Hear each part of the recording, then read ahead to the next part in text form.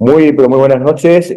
Antes que nada, el agradecimiento para el fiscal Martín Alejandro Rau de la causa Quisca, una de las causas que va a marcar, creo que un antes y un después, no solamente en la justicia misionera, sino en la justicia a nivel nacional. Antes que nada, fiscal, agradecerle, obviamente, por la gentileza, por la amabilidad que ha tenido para poder llevar a cabo esta nota, sabiendo, ¿no? La labor que ha tenido en todos estos días y lo que se viene aún por delante. Así que el agradecimiento en el arranque de la misma, ¿no? Muchísimas gracias, un gusto estar con vos hoy acá. Bueno, le comento, fiscal, yo decía que es un precedente realmente que habla muy bien de la justicia de la provincia de Misiones, por la celeridad con la cual se llevó a cabo todo el proceso, prácticamente 12 meses, y que ya estamos en esta instancia, ¿no? Y que va a marcar un antes y un después porque este tipo de juicios en relación a Masi, recordamos que es material de abuso sexual infantil, digamos para todas aquellas personas que nos están viendo que quizás por ahí no conocen qué significa las mismas, la celeridad y demás. Usted lo ha dicho en un momento, ¿no?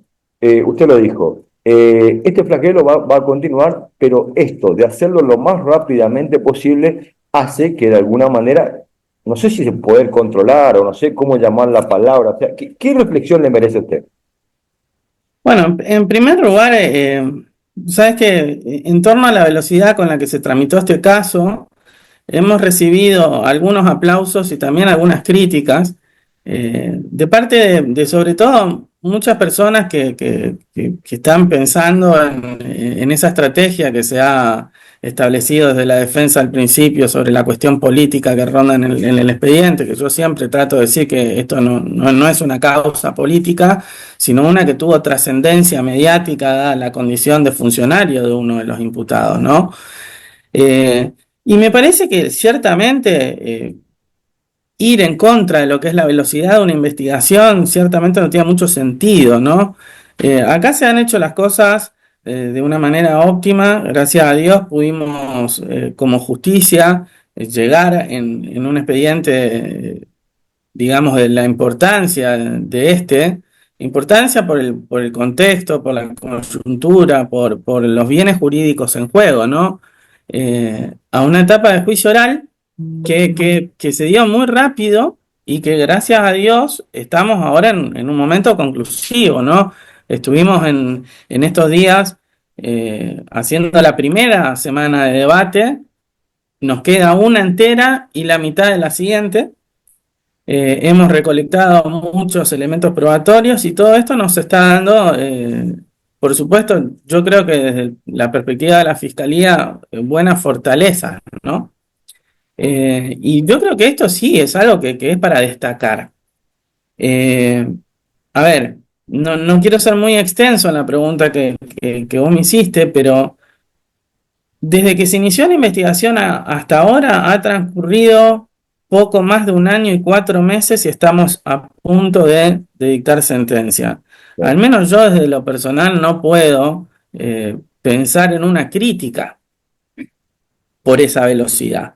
Todo lo contrario, yo creo que a nivel eh, ancho y largo del país, en todos lados buscamos celeridad y esta vez que lo logramos, ciertamente yo creo que es para aplaudir. Eh, yo, yo también, de alguna manera considero que es así, por eso justamente quería arrancar la nota diciendo esto. A ver, para comentarle a la gente, esto se inicia el 16 de enero del 2024, ¿es así? Con Sí, para, para ir a hacer la cronología del hecho, ¿no? Por una alerta que salta en Estados Unidos, puede ser a través de una organización, Guardianes de los Jóvenes Digitales. digitales por la niñez, Guardianes Digitales por la Niñez se llama. Es un Estos son operativo sí, perdón. internacional. La fiscal Dupuy, que es una fiscal realmente muy reconocida, de alguna manera es la que lleva a cabo esta primera etapa y se encuentra este tipo de material MASI, tanto en la provincia de Buenos Aires, en la ciudad de Buenos Aires, en Cava, en Tucumán y en Misiones. Y en Misiones, ¿ahí qué pasa en Misiones? Cuéntenos un poquito. Bueno, como bien vos dijiste, el 16 de enero se emite una alerta internacional que la recibe la doctora Daniela Dupuy y se declara una incompetencia parcial de la justicia de Cava y la remiten a Misiones para el punto de contacto o el objetivo número 2 de este operativo internacional, que es el radicado en Apóstoles Misiones, una ciudad que está aproximadamente a 60 kilómetros de acá de Posadas. A partir de ahí asume competencia el juez local, que era el doctor Faría. Todos ustedes en los medios fueron verificando cómo fue la evolución de esto. Se hizo toda la etapa de investigación, porque nosotros en Misiones tenemos un proceso de corte mixto. Esto quiere decir que tenemos una etapa de investigación a cargo de un juez de instrucción, similar a lo que se veía en algunas series de Netflix de España, que es un sistema que está vigente y es muy similar. Y después tenemos esta etapa de juicio, donde interviene ya un tribunal colegiado con un propio fiscal, en este caso soy yo, y un fiscal adjunto que por decisión del procurador vino a colaborar a la acusación. Entonces, nosotros estamos más o menos en ese contexto ahora pasando esta etapa de juicio, esta segunda etapa, donde ya trabajamos sobre todo el material que digamos, se juntó durante la etapa de investigación. Entonces, nosotros nos permite ya más o menos conocer y tener cierta previsibilidad sobre lo que van a ser los temas a abordar dentro de la audiencia de debate, ¿no? Eh, Esto arranca, como le comentaba, hay una orden, el IP directamente da ahí a la casa de los padres de Quisca, donde vive uno de los hermanos mayor, Sebastián Quisca. Ahí se secuestra una computadora Acer, donde se encuentra una carpeta que tenía como nombre Germán, y dentro de ella 603 archivos, ¿no? Que eran videos e imágenes con contenido MASI. ¿Es así? Sí, más o menos. A ver, vamos a aclarar, porque siempre se le puso mucho un número que es el que en realidad surge de la alerta. Ese número que vos decís de 603 es el número que viene con la alerta internacional, que viene, Sí, digamos, de esta persona que se llamaba Tom Farrell, que es el director de innovación digamos, de la coalición de rescate infantil, con nombre en inglés, por supuesto, y que remite a la Fiscalía de Daniela Dupuy que el objetivo este, número 2, que es el que está en Apóstoles, entre mediados de diciembre y principios de enero de 2024, o sea, diciembre de 2023 y principio de enero de 2024, había producido la facilitación de 603 archivos de material de abuso sexual infantil. Ellos sí. ya tenían determinado que los archivos eran de material de abuso sexual infantil. Eso dispara un allanamiento que se hace coordinadamente en Costa Rica, Chile, Argentina, Honduras, El Salvador, entre otros. Por supuesto, en varias provincias de Argentina, como bien lo mencionaste. Una de ellas fue Misiones. Ese allanamiento se desarrolla el 28 de febrero del año pasado a las 5:30 de la mañana, en todos los objetivos al mismo tiempo. Sí. Ese es el número que usted dice de 603. No obstante, de ese allanamiento que se hace en la casa del padre del imputado, de los más grandes, digamos, de Sebastián, es que se obtiene el secuestro de una computadora Acer, pendrives, teléfonos celulares Ah, y también. otros datos. ¿Sí? Sí. Entonces, a partir de todo eso que se fue y se procesó en el laboratorio de informática de la Secretaría de Apoyo de Investigaciones Complejas del Poder Judicial de la provincia de Misiones, surgen datos que vinculan la computadora al coimputado. Sí. Entonces, a partir de ahí se disparan una serie de allanamientos también sobre otras propiedades vinculadas a ambos imputados y se proceden a secuestrar nuevos bienes que a su vez fueron nuevamente peritados. Entonces, Le hago un alto ahí. Arranca con un allanamiento en la casa de los padres de Quisca, donde Sebastián, el hermano mayor, convivía con ellos. Luego se procede a allanamientos, creo que allá no recuerdo bien la fecha, bueno, julio, agosto, creo, tanto en la casa del diputado Quisca y como así de Germán Quisca, y creo que también puede ser en la casa de los suegros de él o no. sí, efectivamente, también en una pizzería de la familia, en la Cámara de Diputados, también Ah, en en la el fondo, empresa sí. donde trabajaba, o sea, varios lugares. más allá de todas esas prácticas investigativas que se desarrollaron en la sede de la instrucción, esto tiene relación con algo que, bueno, medio lo charlamos un poquito el día que te vi acá en el Palacio de Justicia, Sí, con que la alerta emite una serie de direcciones IP sí. y uno para determinar quién es el que está cometiendo la acción delictiva detrás de esa IP tiene que realizar investigaciones coyunturales que son las que te van a dar realmente el dato de quién es la persona que está cometiendo la acción prohibida, ¿no? En este caso fue así que se dio con estos dos imputados y se produjo el descarte de la persona que inicialmente estuvo sometida a proceso, que era el padre de ellos, Ajá, ¿no? ajá, vale la aclaración. ¿Sabe por qué? Porque como que quedó flotando en el aire que solamente el material encontrado fue en esa primer computadora, en la Acer, en la casa de los padres, que yo creo que inclusive Sebastián Quisca, cuando él tiene la posibilidad el día lunes de hacer su alegato, de hablar, él se hace cargo que justamente él dice que sí, que son, digamos, imágenes que pertenecen a él, pero como por otro lado se hacen allanamientos en lo de Germán Quisca, tanto en su despacho, como usted dijo, en su casa, en la casa de los suegros, ¿ahí también se encuentran más elementos o solamente siempre la primer computadora Acer? Sí, bueno, como ayer lo explicó más o menos en medio de la audiencia de debate, uno de los técnicos de la SAIC, no fue el único lugar donde se encontró material de Ah, abuso sexual infantil. Por supuesto que la defensa trata de minimizar ese tipo de situaciones, entonces son cosas que va a terminar decidiendo el tribunal si son plenamente probadas o no. Desde nuestra perspectiva, como acusación, nosotros tenemos entendido y acreditado con el grado de probabilidad que nos permite sostener la acusación, que son más los elementos comprometidos con material de abuso. o sea, son más Eh, los elementos. Claro, claro, sí, por supuesto.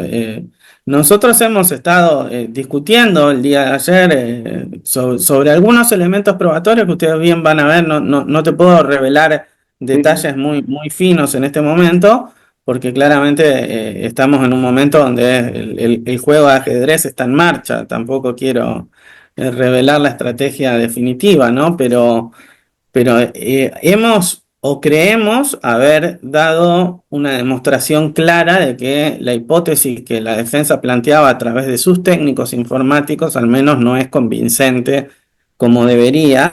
Y pensamos que esta semana, donde van a declarar los técnicos del Poder Judicial que se encargaron de hacer el procesamiento en presencia de los técnicos de la defensa, va a quedar muy en claro cuáles son los puntos en concreto, digamos, donde se obtuvo un resultado positivo de material de abuso sexual.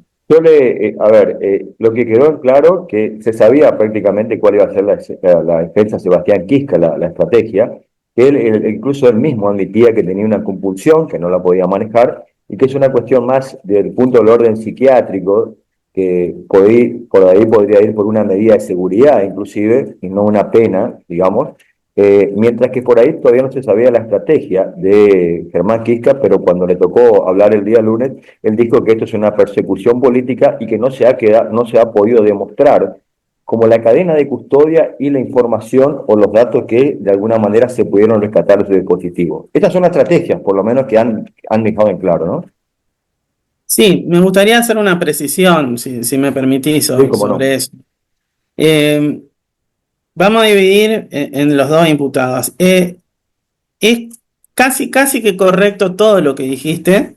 Eh, A mí me gustaría ver que por lo que yo estoy viendo de lo que desarrolla la defensa, por ahí no están diciendo que Sebastián no comprenda la criminalidad del acto, ¿sí? Sí, Cuando uno hace análisis de la teoría del delito, uno divide la actividad criminal en distintos estamentos, ¿sí? Cada uno de los cuales se conecta con el anterior. El primero es el orden de la acción, que implica una acción que sea pensada, volitiva, para ir para adelante, que esa acción a su vez sea típica, es decir, que esté prevista en un tipo penal prohibitivo, que esa conducta se subsuma en ese tipo penal prohibitivo, a su vez que haya el elemento de la antijuridicidad, que quiere decir que además de ser típica, no esté permitido sí, desarrollar en ese caso concreto la actividad. Ejemplo común, matar está prohibido, pero si es en legítima defensa no es antijurídico, sí, ¿sí? ¿Se sí, entiende? sí, sí. El aspecto de la culpabilidad, que vendría a ser el último paso, requiere dos ítems. El primero es comprender desde el aspecto psiquiátrico, psicológico, que la acción está prohibida, es decir, comprender la criminalidad del acto. sí, Pero una vez después de que comprendemos la criminalidad del acto, hay un segundo estamento que es la capacidad de poder actuar de modo distinto al que se hizo. ¿Sí? Dicho en otras palabras, que el sujeto tenga la capacidad de actuar de otra manera conforme a esa motivación interna de comprender la criminalidad.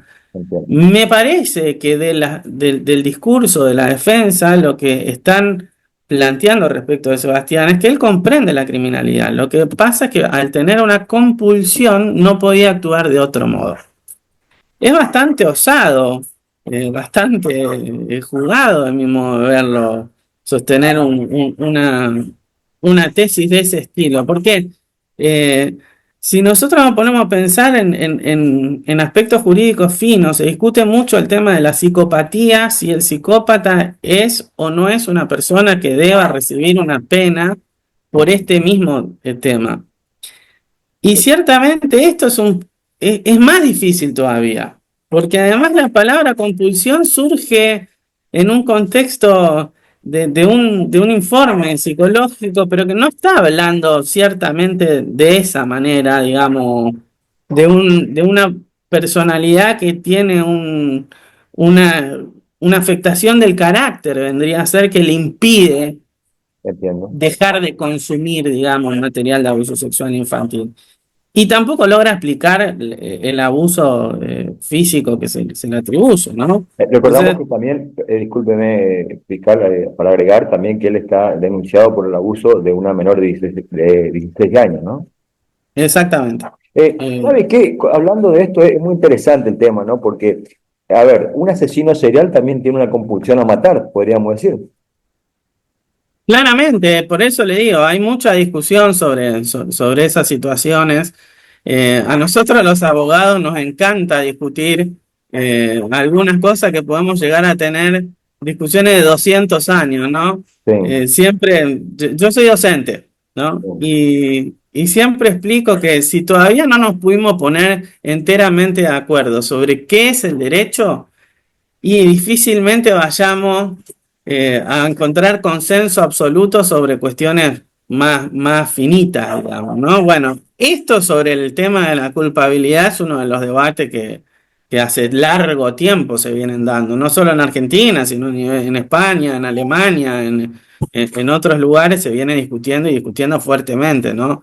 Sobre todo porque además la calificación de las distintas enfermedades mentales, por decirlo de alguna manera, ¿no? No en el sentido despectivo ni discriminatorio, sino de la clasificación médica, va cambiando con el tiempo. Hay patologías que anteriormente no eran consideradas enfermedades mentales, que después digamos, se incluyen dentro de ese catálogo. No sé, dentro de unos años se va a hablar de la enfermedad de ansiedad por digamos, el calentamiento global y todo ese tipo de cosas de las que ya se está discutiendo en la ciencia médica. Entonces, todo eso va a tener su traslado al ámbito de lo jurídico y eventualmente van a generar discusiones de esta naturaleza. pero, digamos, para quedar claro, van por la inimputabilidad porque no comprende las acciones, sus actos, digamos, por llamar de algún modo. Pero acá estamos hablando que él tiene comprensión, pero no lo puede, o sea, no se puede detener ante esta situación. Inclusive él ha hecho una misiva, ha escrito una misiva que ha elevado al juez de instrucción, justamente el doctor Faría, como usted bien lo dice, al juez Faría, diciendo que sí, que él admite y que él no puede contra esto de los menores, digamos, este deseo hacia los menores, aclarando que él solamente se limita a mirar y no a tocarlo, haciendo una aclaración ahí bastante sui generis, ¿no? Por llamar de algún modo. Pero también dentro del medio está el abuso sexual que le denunciaron. Por supuesto, es que justamente ahí radica para mí un problema digamos, de congruencia de la estrategia sobre ese aspecto en particular, que es correcto todo lo que decís. Sería la imposibilidad de él de dejar de consumir material de abuso sexual infantil. Entonces, De la mano de eso, se pide que no se aplique una pena, sino una medida de seguridad. Sí. Y la medida de seguridad indicaría la internación, por ejemplo, involuntaria en un instituto médico que le dé un tratamiento psiquiátrico y psicológico para frenar esa compulsión, pero no una pena.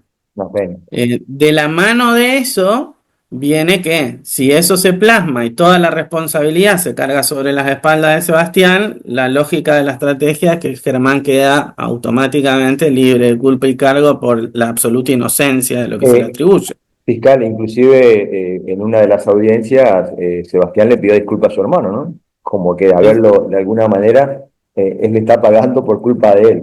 Que dejó entrever esa situación, ¿no? Exactamente, sí. Él cuando terminó de declarar, que en realidad ni siquiera fue una declaración, fue una aclaración según sus palabras, le pidió disculpas por haberlo metido en este embrollo o algo así, fue la palabra que utilizó. Eh, yo, la verdad que cuando me pongo a analizar, no coincido en ese modo de ver las cosas con la defensa. Yo creo que no es fácil desligarlo a Germán del proceso. Para mí hay elementos suficientes para pedir y pedir una condena hipotéticamente, ¿no? Al menos hasta ahora. Eh, Pero a ver, sí. con relación a eso, ellos están imputados por, digamos, los archivos, los famosos MASI, material de abuso sexual infantil, tenencia, tenencia, facilitar los Te niños, la hago concreta. perdón, Sebastián tiene sí, facilitación y sí, tenencia sí, más el abuso sexual sin acceso. sí, Respecto de Sebastián, hay una acusación en el requerimiento de elevación a juicio que involucra distribución, ajá. tenencia y facilitación. ¿Y en el caso de Germán? ¿También? Eso de Germán. Germán Perdón, tiene Germán. distribución, tenencia y facilitación. Ahora, ¿cuál Y sería el la hermano diferencia? tiene solo facilitación y tenencia más el abuso. Ahora pregunto, para el común de la gente, ¿cuál es la diferencia entre la facilitación y la distribución? Bueno, es una buena pregunta. La distribución ya implica más un rol, a ver cómo explicarlo en lenguaje claro como para que se entienda.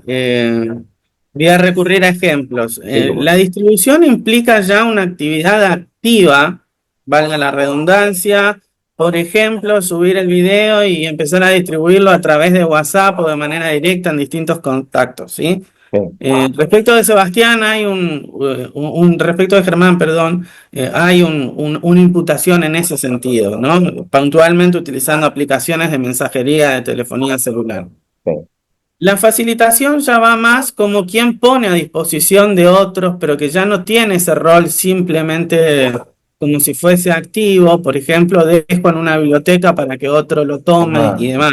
entiendo, entiendo. Eh, Acá la palabra facilitación viene de la posibilidad, como ustedes habrán escuchado, del requerimiento de elevación a juicio, eh, de dejar a disposición de la biblioteca, digamos, de material de abuso dentro de la carpeta incoming que es creada por defecto dentro del programa de Mule que fue el utilizado. Sí, le comento a la gente, que por ahí que no conozco mucho el tema informático, yo soy técnico en computadora, también técnico informático, le quería decir, es viejo, ¿no? Justamente el Immune, como usted dice, es peer-to-peer, es decir, punto a punto, y esa es la distribución, uno se pone dentro de una carpeta que se llama, usted como dice, incoming, y esa carpeta puede ser, digamos, puede recorrer todo el mundo y gente accede a la misma, a su vez esa gente accede a la otra carpeta y se va distribuyendo por todos lados. Esa sería, digamos, la función que tiene esta aplicación que se llama Moodle, que hace mucho no se usa, pero se usa para este tipo de casos, ¿no? Sí, sí, a ver, el Emule es un programa que es muy conocido, o fue muy conocido por ahí Sí, hace un tiempo para la descarga de de música, de música, películas. sí. Quienes tuvimos unos años menos hace un tiempo, era muy utilizado cuando Yo no lo existía recuerdo también, sí. Spotify. Entonces, se bajaba la música de esa manera. La mecánica del programa, como bien vos lo dijiste, es crear una especie de red dentro de Internet, que por supuesto va cifrada, uno no llega por medio de un buscador tradicional al material que está ahí adentro, sino que dentro de ese Internet se crea una red entre todos los usuarios de la misma aplicación. Por eso se llama par. Y cada uno de los usuarios trabaja al mismo tiempo como servidor y como cliente, es decir, pudiendo descargar y pudiendo permitir que otros descarguen el material que tenemos dentro, que puede ser fotografía, un trabajo académico, lo que sea. En este caso se trata de material de abuso sexual infantil, ¿no? Y Eh, así se genera una red global, que son eh, estas famosas redes de facilitación de distribución de material, ¿no? Para poner un poco en contexto, pudimos ver, pudimos escuchar el primer día que realmente las imágenes son sorprendentes, aberrantes, no, no sé, a ver, huelgan los calificativos, ¿no? Porque no solamente hay abusos de niñas y niños, hasta de bebé, incluso de prácticas zoofilias, cosas que la mente, digamos, uno no puede creer. Usted me dijo que creo que era padre y no podía, hasta ver todo esto, me imagino que habrá sido un proceso bastante complicado, ¿no? Sí, realmente yo incluso cuando lo dije en el alegato de apertura, en medio, no sé si se me llegó a quebrar la voz, pero estuve ahí a punto. Realmente cuando me tocó ver los videos, que fue poco tiempo antes del debate, nosotros habíamos trabajado sobre el material que proporciona la Secretaría de Apoyos de Investigaciones Complejas que vienen en PDF, que son muy grandes, ¿viste? Pero que por ahí las imágenes son pequeñas, no tienen la misma calidad. Cuando accedimos al material, al crudo, digamos, el verdadero, realmente era una cosa que a mí me causó una sensación muy fea, ¿no? En lo personal. Yo creo que cada uno se impresiona de modo distinto. No es la primera vez que a mí me toca jugar este tipo de casos. A ver, yo siempre digo... Yo el 27 de abril voy a cumplir 19 años de trayectoria en el Poder Judicial, ¿no? De los 19 años, casi 17 estoy en el fuero penal. Fui secretario, fui agente fiscal de instrucción, ya casi tengo 9 años de Ministerio Público Fiscal encima, no es mi primer debate, me ha tocado intervenir en causas gravísimas donde no sé, personas descuartizadas, ese tipo de cosas, y por supuesto que todas te afectan, pero esta claramente es una de esas que te marca de otra manera, o sea, yo tengo pocos expedientes de eso que vuelvo y digo, por favor, qué difícil, ¿no? Y Yo, bueno, yo, este sí es uno de esos. Sí, pues yo recuerdo que usted comentaba, ¿no? Que creo que usted tenía un hijo y cuando lo veía a su hijo, ¿no? Es como que puede traspolar de alguna manera y me imagino que debe ser muy complicado, porque también hay que comentar a la gente que la justicia también tiene que ver estas cosas y bueno, pero lo importante es que se haga, valga la redundancia, justicia. Y hablando justamente de ello, acá también se genera toda una polémica, porque todo el mundo dice, ¿qué pena le podría corresponder a los hermanos Quisca? Y ahí se surge toda una cuestión. Uno dice, no, sería una pena no muy importante en cuanto a, digamos, a la cantidad de años, pero usted dijo que esto es digamos, un delito de concurso real, es decir, son varios delitos en forma simultánea, ¿no? ¿Puede explicarlo un poquito Sí, más? bueno, por eso, hay una discusión. Eso va a ser una cuestión que va a tener que abordar el tribunal y nosotros puntualmente. Yo siempre digo que lo primero que trabaja en mi cabeza antes de construir un alegato es empezar a pensar cómo explicar la situación desde dos puntos de vista. Primero, para un tribunal colegiado que habla el mismo idioma que el abogado, pero además que el discurso pueda ser comprendido por la gente que está en el público, porque yo tengo que cumplir con el doble rol de explicar por qué tomo la decisión que tomo a la sociedad, que es la que en definitiva es la destinataria de la justicia, ¿no? Desde esa perspectiva, uno siempre tiene que pensar lógicamente en la pena y cómo explicarle por qué 7, por qué 8, por qué 15, por qué perpetua, ¿sí? Sí, La perpetua no me exige mayores cuestiones porque es una pena que es perpetua o absolución, punto, ¿sí? Ahora, las penas que sí tienen escalas penales generan siempre discusiones. De hecho, la determinación de la pena es una cuestión muy discutida en el ámbito del derecho. Y una de las discusiones que se produce es sobre si hay un delito continuado, con lo cual se considera como si fuese uno solo y la pena se fija entre el mínimo y el máximo del tipo penal aplicable, o si hay reiteración de delitos. He visto que, por ejemplo, la defensa habla del delito continuado y entonces baja la escala penal.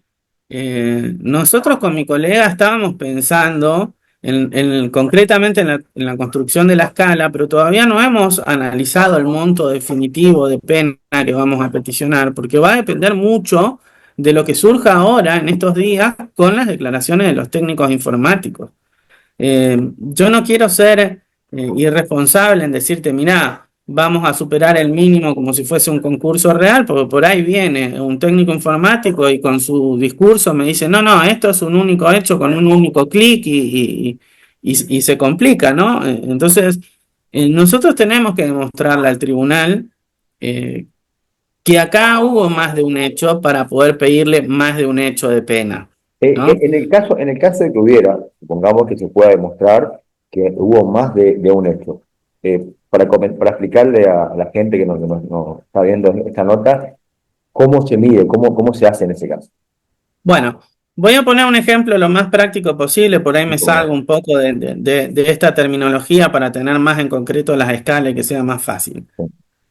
Si nosotros pensamos en un homicidio, tiene una pena de 8 a 25 años, ¿sí? Si eventualmente nosotros pensamos en que una persona comete 2 homicidios, uno hoy y otro mañana, ya vamos a tener que pensar en construir otra escala penal. ¿Por qué? Porque el Código Penal nos dice cuando una serie de hechos le corresponda una misma especie de pena, y ahí está hablando, ¿no?, de esta cuestión, la pena se va a construir entre el mínimo mayor y la suma aritmética de los máximos. Esto quiere decir que el mínimo en el homicidio va a quedar en 8 años, Sí. porque en el ejemplo utilicé el mismo Sí. delito, ¿no? Y el máximo quedará en 50, que es la 50. suma de 25 más 25. Perfecto. Voy a poner otro ejemplo para que sea un poco más claro. Si nosotros hablamos de un robo con arma de fuego, por lo general la escala de pena es de 5 a 15 años, ¿sí? Sí. Si es uno, se fija entre 5 y 15 años. Si son dos, va a ser entre 5 y 30. Ahora, ¿qué pasa si nosotros tenemos un homicidio y un robo calificado y los tenemos que concursar?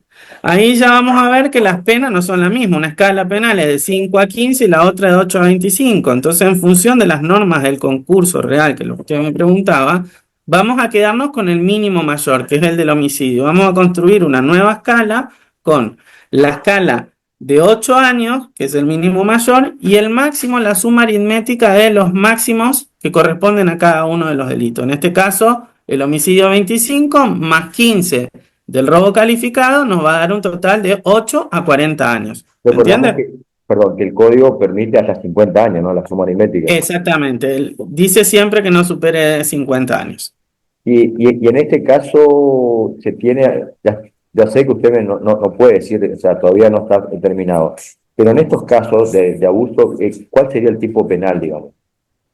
Bueno, estos están con un tipo agravado de facilitación que tiene una pena de 8 años que vamos a tener que multiplicar si consideráramos que hay más de un hecho. Sí. Entonces, tranquilamente, si uno hiciese un cálculo así a vuelo de pájaro hoy, podríamos decir que la escala penal va a llegar con facilidad a los 50 años por los 603 archivos. No obstante, eso no es tan fácil de sostener al momento de peticionar una pena ante el tribunal, porque vamos a tener que cuantificar la cantidad de hechos con los cuales nos vamos a referir y a partir de ahí construir específicamente la escala. O sea, nosotros estamos ante un hecho que es grave, ¿sí? Ahora, el monto de pena lo vamos a construir un poco más fino a partir de lo que surja ahora, ¿no? En esta semana, puntualmente. En esta semana vienen los testimonios más específicos. Los testimonios clave serían lo de la semana que justamente a partir del lunes serían los testimonios. Sí, claramente. De lunes a viernes vamos a tener a todos los peritos informáticos, médicos, psiquiatras, etcétera, etcétera. ¿no? para ir Esta semana cerrando, va a ser determinante. es terminante. Para ir cerrando, porque estamos quedando sin tiempo y agradeciendo obviamente la amabilidad. eh, También no es un dato menor que en este tipo de juicio prácticamente el 90% se base en material digital, ¿no? No es un dato menor. Yo, a ver, lo suelo remarcar. A nosotros nos tocó que un diputado esté comprometido en esta causa y eso nos sirve para graficar algo. Esto es algo que es transversal a clases sociales, que echa por tierra un montón de los trabajos de criminología que se hicieron siempre sobre que el delito asociado a determinadas clases sociales. Y a su vez, el hecho de que cada vez haya más acceso a la tecnología nos va a dejar cada vez más acostumbrados a ver esto. ¿Sí? Entonces, nosotros vamos a tener que aprender a manejar el tratamiento de evidencia digital, esto se va a ir perfeccionando, lo vamos a ver cada vez con mayor habitualidad y en unos años me animo a pensar que va a ser hasta algo normal. Yo siempre digo que hoy tenemos casi todos teléfonos inteligentes. Bueno, casi todos menos yo, porque yo tengo teléfono inteligente, pero no tengo reloj, por ejemplo, inteligente, ¿no? Ah, mire, Entonces, si uno tiene un smartwatch que te mide hasta el ritmo cardíaco, el oxígeno en sangre y demás, en un homicidio tradicional, fuera del ámbito informático, vamos a tener información valiosísima dentro de la muñeca de esa persona para extraer qué y buen dato. colaborar y probar un hecho que por ahí no se ha cometido en el ciberespacio. ¿Explico? Entonces, esto es un punto a tener en cuenta. La evidencia digital cada vez va a nutrir más. Y un ejemplo tradicional son las cámaras de seguridad. Nos están dando nos resuelven casos a lo largo y ancho del mundo. Entonces, vamos a tener que habituarnos a este tipo de evidencia. Fiscal, yo le agradecemos porque estamos quedando sin tiempo, realmente muy amable, muy, digamos, muy didáctico, usted lo dijo, usted es profesor, muy didáctico para hablar. A ver, que participe justamente este delito una persona, digamos, que ha hecho mediático, pero también de alguna manera sirve para que este tipo de los delitos más, ¿sí? Que van a continuar, pero que también me parece que se va a poner un freno y va a ser mucho más rápido lograr, a ver, no sé si erradicarlo, pero por lo menos que se produzcan menos, ¿no? Yo creo que esto es algo, como siempre digo, que para mí va a ir en avance. Lamentablemente vamos a tener que empezar a trabajar en conjunto. Te digo, a ver, yo estoy queriendo terminar mi tesis doctoral sobre delitos informáticos, si Dios quiere, para fines de mayo, ¿no? Y una de las cuestiones que abordo es esta situación de la inseguridad en la red y cómo influye eso, ¿no? Sobre el derecho penal.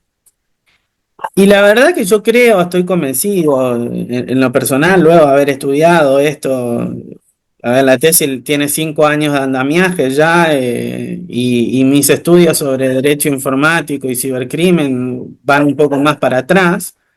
Yo creo que lamentablemente esto va a ser algo que aumente día a día.